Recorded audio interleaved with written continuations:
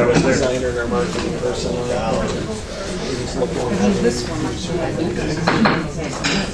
Good afternoon, it's 3:30. I'd like to call the August 2nd, 2012 Ways and Means meeting to order. Roll call, please. Commissioner Cross? Here. Commissioner Derzinski? Here. Commissioner Engel? Here. Commissioner Drager? Yes. Commissioner Longmire? Present. Commissioner Mahoney? Here. Commissioner Plummer? Here. Commissioner Skolnick? Here. Commissioner Snyder? Here. Commissioner Wilkins? Here. Commissioner Collins? Here, thank you. Approval of the minutes of July 24, 2012. Is there any corrections? Seeing none, all in favor say yes. Yes. All opposed say no. Motion carries. Public comment on agenda item. If there's anybody in the audience, please step forward. Mr. Riley.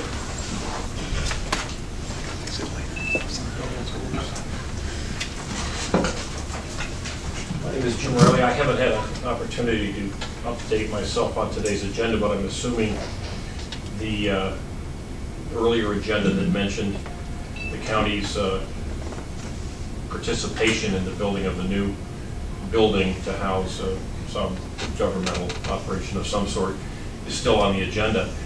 And I guess the question I've got, there's much talk about private-public partnerships and much talk about encouraging entrepreneurs and encouraging private businesses to come to our town. And as I drive through Muskegon County, I see a plethora, a whole bunch of empty buildings. And I know many of the office buildings that we have that are not empty have many, many empty floors.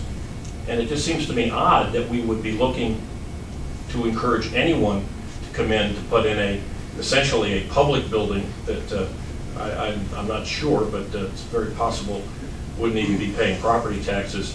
And I was wondering if it'd be possible that you could answer why we would want to be taking tax dollars, even though they're not directly coming out of the county funds, to compete with the entrepreneurs and the small business people in our county. Mr. Mangione.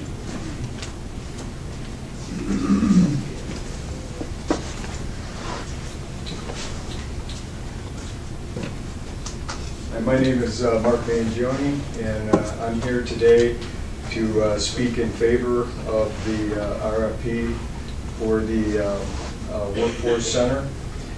As the vice chair of that committee and the chairman of the finance committee, I think that's it's a very fiscally responsible, and it will allow us to provide better services to the job seekers of this county, as well as enhance the downtown development. So I speak in favor of that, and I encourage you to do the same. Thank you. Anyone else? Let's move on to items for consideration. WM 12/08-108 administration. Second. Moved and seconded to approve accounts payable. Questions? Seeing none, all in favor of the motion say yes. Yes. Opposed say no. That motion carries. WM 12/08-109 for administration. Second. Moved and seconded. Mr. Jager. I may have 5 or 6 questions. I asked Ms. Cal a question 2 days ago, and I would like to ask the same question again to you, what you think. Why are we a leader and not a partner? Mr. Chairman. Mr. Hill. I think I was chair of the Port Rail Transportation Committee, and I think it's probably better to have the members of the committee actually state the reasons they're in favor of it. We had a unanimous vote in favor of being the leader, and I guess I'll give a brief, my opinion. County government falls in a chain of governments from the federal down to the smallest local municipality. And we have a unique spot in the county. It's either up or down, depending on how you look at it. from the state government, it's the first step toward local government. From the local people, it's the last step for state government. So we form an interesting link. One of the questions that arises is, in looking at the port, it needs to be looked at as a regional service, not as simply a local service. And in doing that, we are uniquely qualified because of our some of our discussions in other areas with the Michigan Corporation to be a forerunner in this. And I think it's important that we, at least, there's no guarantee what will be important, what won't be, but if we don't explore it, it won't be. So having said that, I'd like to move that we set aside the rules and allow some of the members of the committee, although they're employees, they're not on the commission, to speak. Motion's been moved to suspend the rules and seconded to let people speak. All in favor? Yes, aye. All opposed? Suspend the rules. Well, I see several folks who Hi, Kathy Holster. I'm a member of the Ports, Rail, and Transportation Committee. I just want to do a little bit of review. Back in the day, we had a big strategic planning committee, and I am so Hall of Justice bubble oriented that I had no idea that the port issue would be such a big issue within the people that were a part of that whole strategic planning. And yet, I believe all the commissioners were there, and given the same amount of stickers, I think, that I had. And this was recognized as a significant issue for Muskegon County to pursue. We were given the specific charge, and we stayed within our charge, and that was to develop a long-range plan that addresses the role of the county in port, rail, and transportation issues. The committee also was charged to help create a countywide marketing plan, which I believe Bob Ludens has started to do also. So when we approached this charge, we identified interested parties, we reviewed, previous studies, presentations, news articles. We have tons and tons of presentations by people. And the third part of what we were asked to do was to decide what our role would be. Should we be lead efforts to identify these issues, enhance the possibility for things being done in this community? Should we be a team member of efforts that other people are doing to do this, or should we just stand on the side and be the cheerleader? Well, this group decided that it's got to somehow take a leadership role. And this is why we've got to take a leadership role. There is no other team that exists to say what the interests are of Muskegon County. So whose team do you join? You want to join the Grand Rapids team and make sure that everything is good for them? I mean, there's got to be a voice in here for Muskegon County. And one of the things that, as a committee member, I recognize is that we've got a lot of interested parties who have very different perspectives, and that's wonderful.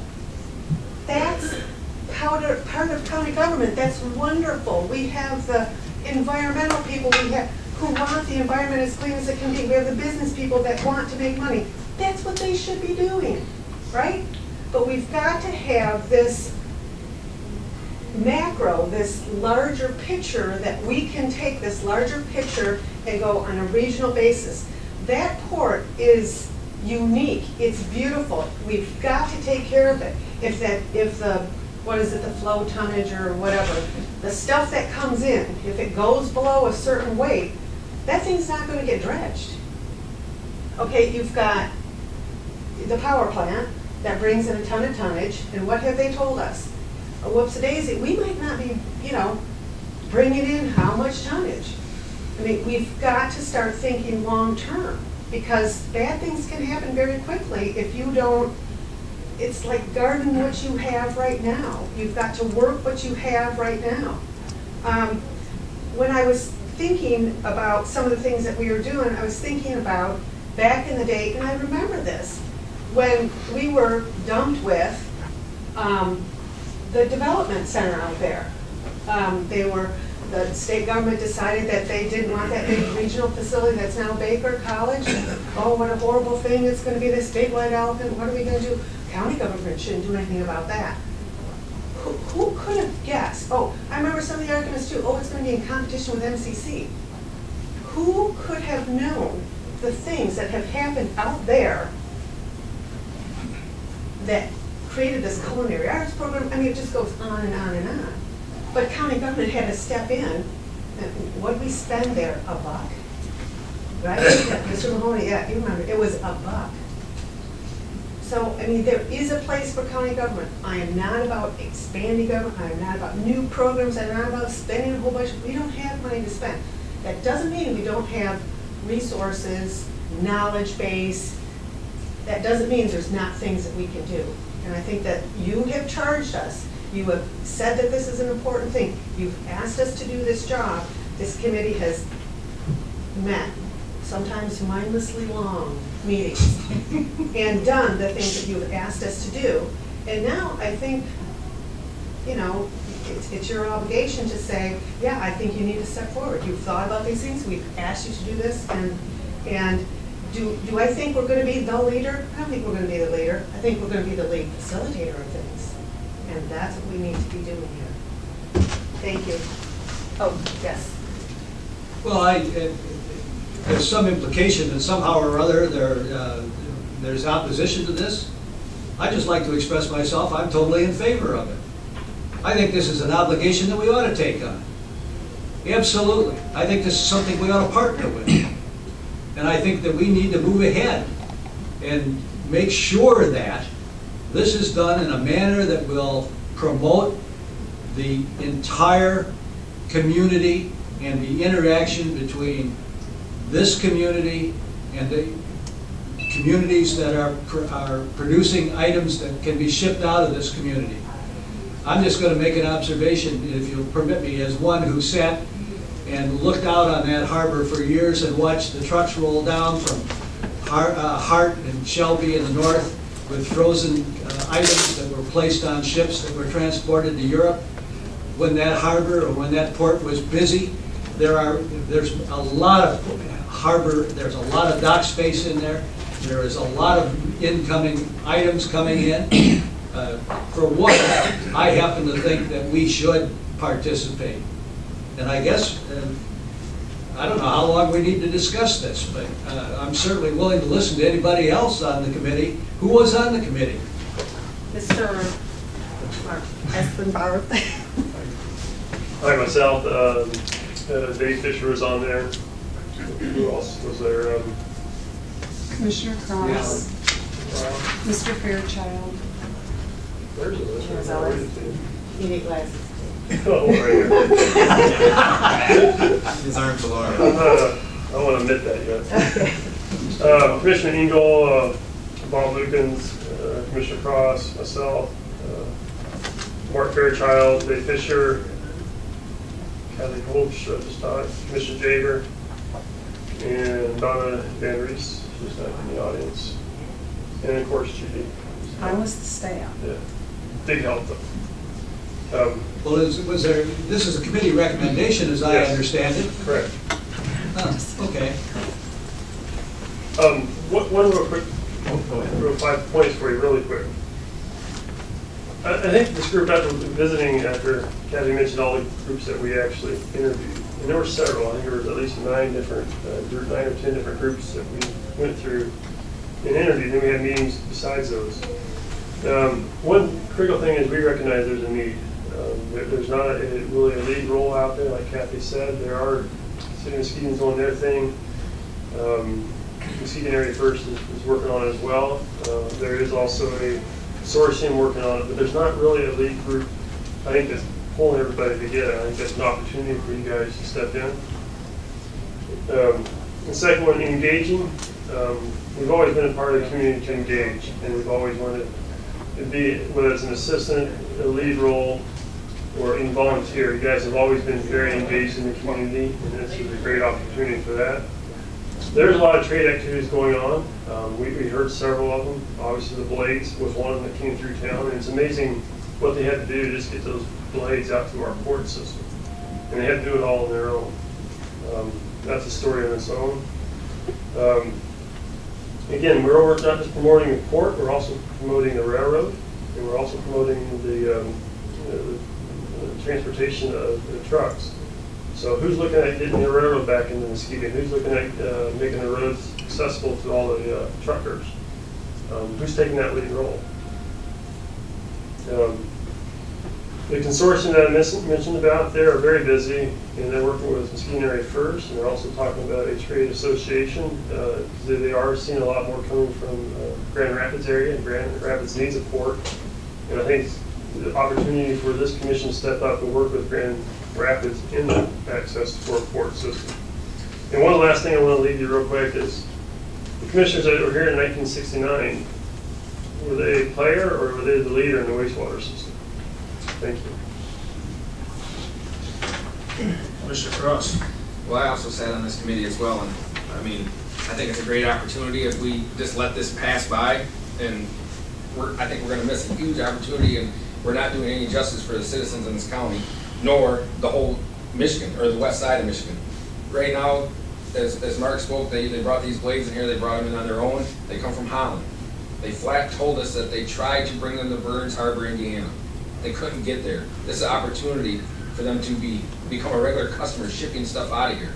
That's going to create revenue for the whole entire county. It's going to create jobs. They spoke of infrastructure that had to be replaced and redone, and several different things down there. It's going to create jobs in our community. How many? Nobody knows. But it's going to do something, and it's definitely not a black eye for our community, I'll tell you that. Do we need to go back into the meetings before we have any more discussion? Unless you want to say something as a member of the I committee. want to say something, then I'll say it this way. My problem isn't with the whole contract. The contract is great. The problem is just one word, the leadership. Even under number 3, when you look at it, it says we're going to be a private-public partner.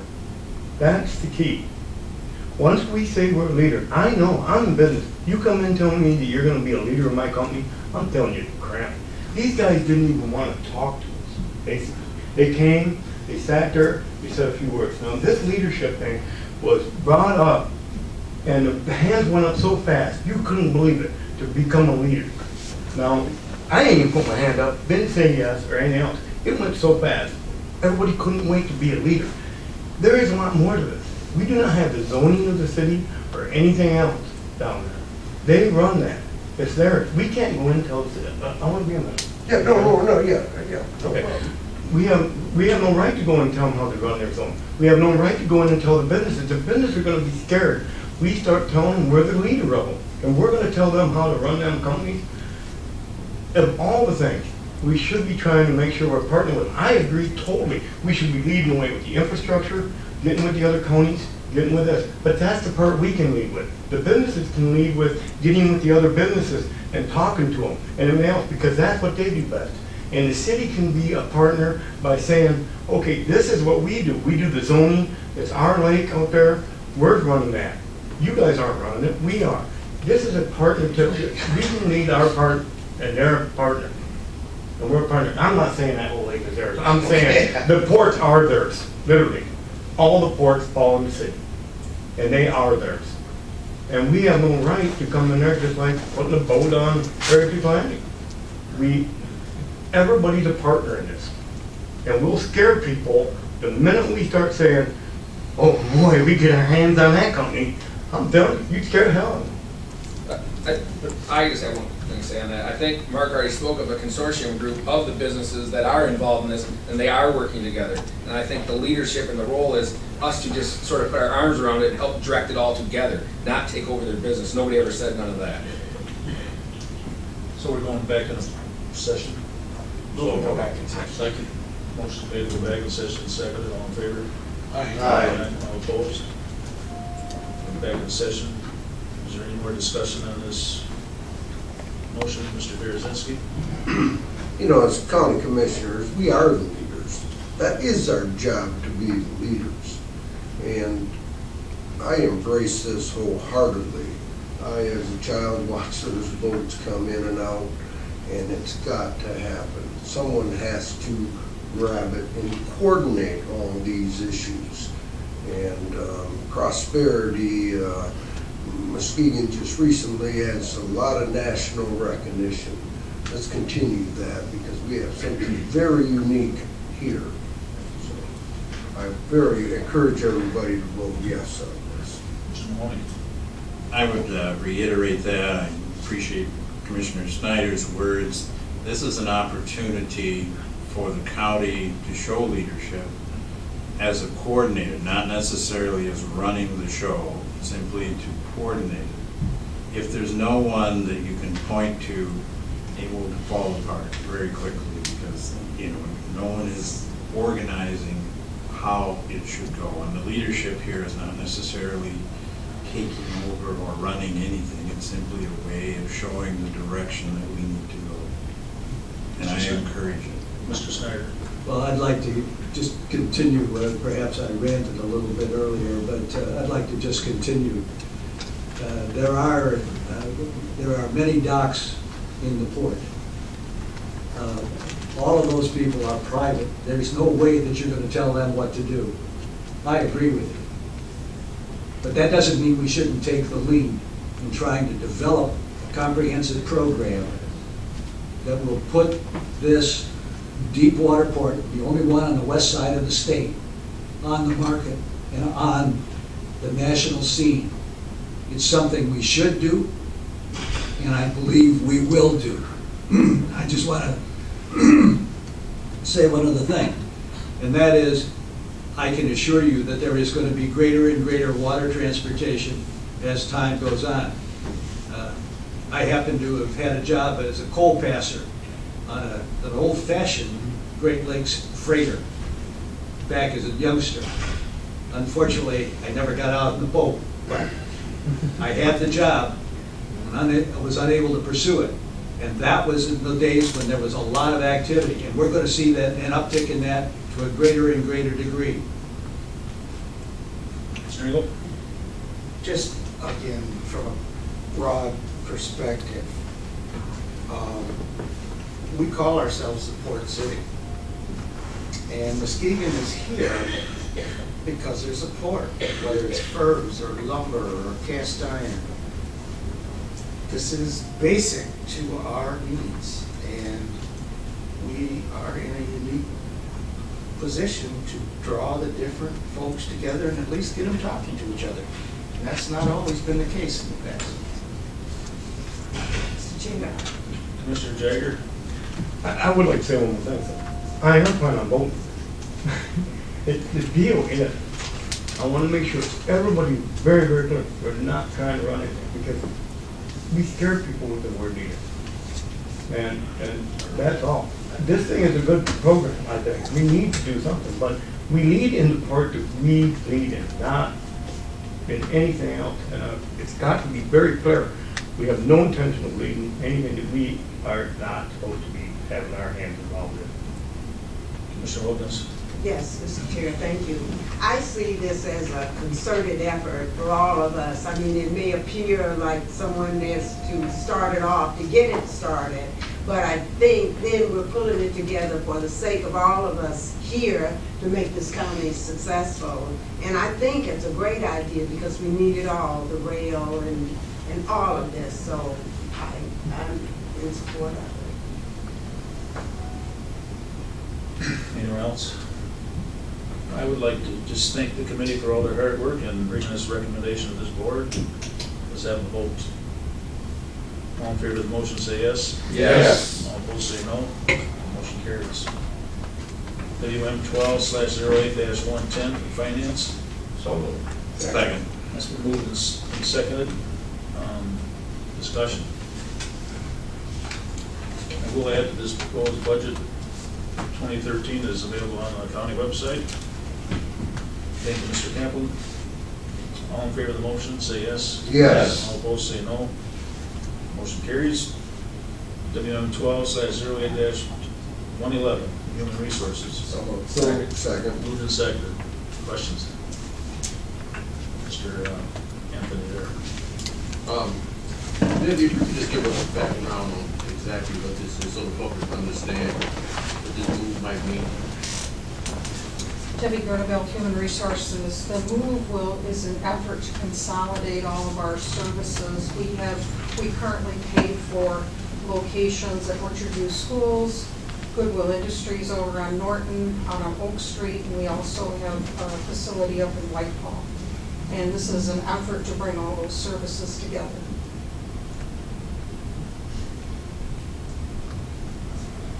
Commissioner Lucas.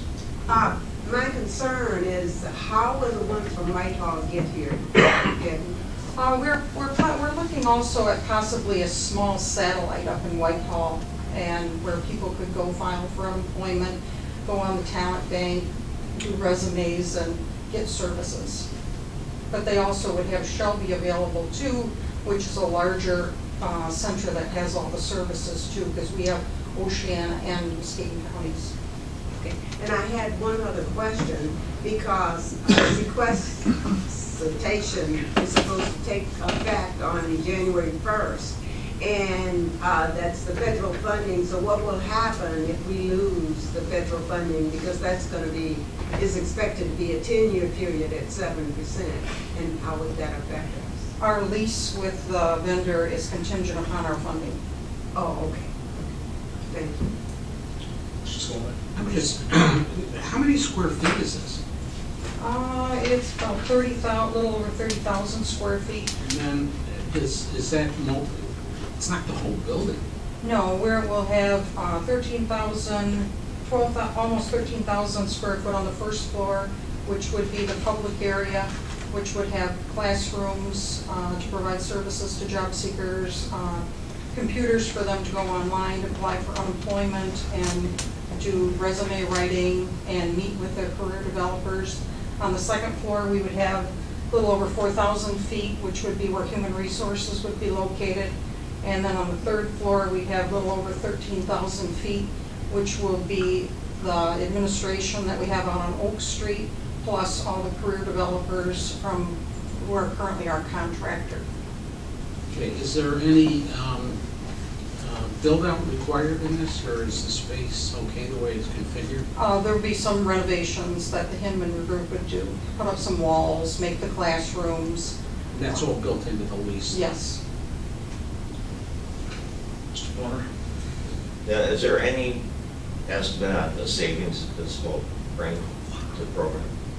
It's almost a cost neutral on the rental cost with what we're paying out now and what we would be paying. It's pretty close, but as we consolidate services, we have duplicate services at different locations, which we wouldn't have to have those duplicate services, which we would actually be saving quite a bit by doing this. So that's where the savings Yes, come and in. that would be more money that we would be able to provide to job seekers and put back into the community.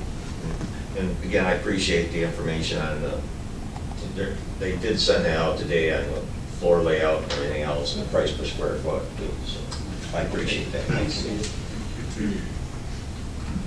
Commissioner Jagger? If funding is cut, like I say, 7%, is this a negotiable contract? Would it be a negotiable contract where we can just reduce by a certain percentage rate?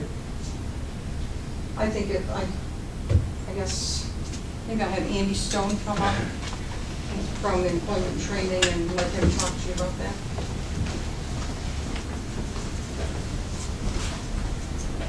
All right, hello, Andy Stone from Department of Employment and Training. To answer your question, the lease still needs to be negotiated. So what we are planning on putting in the lease at this point in time is making it contingent upon having funding available to pay for the space. So what percentage that comes out to be is going to be negotiated with the vendor there. Yeah, but if we take a 7% funding cut, could it be in the contract if there isn't as much money coming in? Right, there, it could be in the contract. Right now, if we took a 7% funding cut, we would be able to absorb it through the building costs likely. Through shifting other costs and reducing expenses elsewhere. Really what we're worried about is, being cut maybe 50% or even higher and not wanting the county to be on the hook for any of the expenses that would come from this. So that's the idea behind the language we have here is if funding gets cut, we can cancel the lease, no liability to the county whatsoever. And will there still be as much savings, because after the second year, we got to pay all utilities, everything, but the first year we don't have to. We're planning that. Correct. Yeah, if you remember back at the board planning session, we went through, before the RFP went out, we went through all the savings that would come as a result of this, and it was like very varied across office supplies, staffing costs. We may be bringing in the future a consolidation plan as well as the contractors, which would allow for additional savings. And any savings we get, we can funnel right back into the program. The other thing is, does anybody know if this is in the Brownsfield or it isn't? Because we know the mall isn't, there is. And it says we're gonna cover the taxes. Well, in 2015, I believe the Brownsfield runs out down there. And that could be a substantial amount of money if that building does sit in it. I know it's jig-jaggy because I think Moore Street is. I just don't know whether that building is in it or not. But I think it's something we should really seriously look at. Yeah, I don't know. Because we, you know, because a lot of different taxes would go up if 2015. I can add real quick to that is that as part of the lease, taxes are included. Well, I thought I read there were any increases beyond 25. Tenant would also be responsible for their prorated share of any increases uncontrollable expenses, excessive snowfall, and normal increase in common area utility costs, excessive property tax assessments. So we could go from a zero assessment to who knows. That's just a warning, it's something we should think about. Not whatever. Any other comment? Mr. Berezinski? Ted, I'm sure you've worked hard on this contract, right? As a matter of fact, I have. Okay, you're going to review it, I'm sure. Yeah, before. this is just the proposal. Hold on, this is just preliminary. For us to go forward and negotiate. We need you to approve us to go forward and negotiate. As long as you're involved. We will be. Just And only- it'll come back. I'm just curious, what about I don't know how much furniture and equipment, desks, and all that sort of thing you've got. I mean, what about that? No, that's a great question. What we looked at here is we were able to cut down the amount of square footage we need in the space by switching to a collaborative workspace. So right now we're set up with cubicles. Everywhere we have a cubicle farm set up. We're moving to, for a vast majority of the staff, we're going to be at 4-person workstations, which means we're going to be able to cram more staff essentially into the space and free up more space for the job seekers and to put things like 9 classrooms into a building. So, yeah, so our furniture now, if we brought it over into the space, it wouldn't allow us all to fit there. We can. so you have enough furniture, is what I'm getting at. Oh, yeah. To do this. As part of the lease, the Hinman Company included in furniture is an option to this here. So they've proposed some steel case furniture. Anyone else? Thank you. All in favor of the motion, say Mr. yes. Collins, I just wanted to mention it was a long time and a lot of hard work to get us to this point. The RFP went out, looked at a lot of different things. The analysis was done very well. Okay, all in favor of the motion, say yes. Yes. All opposed, say no. Motion carries. Old business? Any other business? Any new business? Mr. Berezinski? Keith, I haven't quite got this all read. But I did, you mentioned here there's significant formatting change. You take a few seconds to kind of highlight where we can grab the most information in the quickest amount of time, if you don't mind. I don't know. Yeah, well, my name is Management Services Director. To bring you through, just real quickly, some background, what led to the format change is the line item budget that you're used to seeing has a lot of, obviously, chart of account numbers that mean basically nothing to anyone but us accountants. And so we wanted a more user-friendly document to where it was more of a narrative form that showed you the programs and different activities that the county undertakes and separated by those different funds and department program levels. And so in this format, which is more of a program-based budget, is it provides you with the goals, objectives of each of these functions. It shows you also if there's any significant changes in this versus the prior or current year in this case budget. So if there's a significant change, that means there was a difference between what's proposed in this 13 document and what was adopted in 12. So it doesn't mean that if you have anything in that box that's point of clarification, there's something different, let's say between the 13 proposed and the 11, that's not what that's for. It's for one fiscal year to the next. So we want to be able to condition each of the commissioners to look in those areas, so that will be a red flag as to what is mainly different from one year to the next. Also, again, we wanted to provide something that, again, was more user-friendly to the public at large, because I think when you get a very large line item budget that is over 600 pages, it's quite intimidating to the public.